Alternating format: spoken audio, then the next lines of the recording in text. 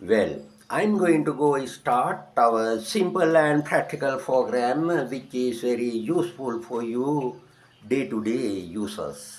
ඔබේ එදිනදා ජීවිතයේ භාවිතයන් සඳහා වඩාත් ප්‍රයෝජනවත් වන සරල සහ ප්‍රායෝගික පාඩම් පෙළක තවත් අධීරයකටයි මේ සූදානම් වන්නේ. අද පාඩම මූලික වන්නේ pattern number 2 don't be වෙන්න එපා. Don't be a vagabond රස්ත්‍යාදුකාරයෙක් වෙන්න එපා. ආදරණීය දුවේ පුතේ රස්ත්‍යාදුකාරයාට ලෝප කියන නවුන් එක තමයි පොතේ පතේ දීලා තියෙන්නේ. නමුත් පෝෂණය වෙලා තියෙන්නේ vagabond කියලා. Don't be a vagabond රස්ත්‍යාදුකාරයෙක් වෙන්න එපා. Don't be a mad පිස්සෙක් වෙන්න එපා. Don't be a mad පිස්සෙක් වෙන්න එපා. Don't be a damn fool පල් මෝඩයෙක් වෙන්න එපා. Don't be a damn fool පල් මෝඩයෙක් වෙන්න එපා. Don't be a drunk බේබද්දෙක් වෙන්න එපා. drunk බේබද්දාට පමණ එකයි කියනවා ඩෝප කියලා. ඩෝප වචනයක් කියලා එකක් නැහැ. ඒ නවුන් එක තමයි ටෝප. නමුත් drunk කියන එකත් නවුන් එකක්. බේබද්දට කියන නවුන් එක තමයි.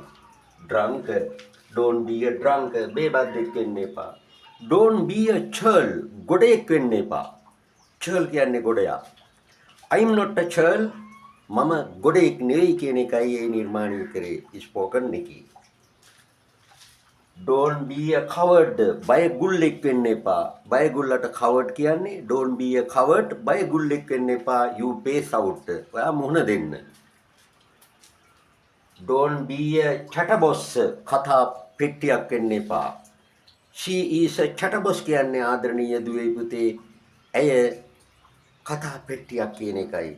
Don't be a chatterbox කතා පෙට්ටියක් වෙන්නට එපා. Don't be charter අනාගන්න එපා. නාගන්න එපා.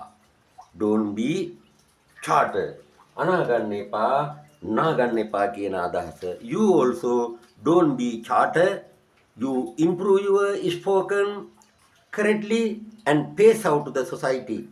Please subscribe my channel and see you next video.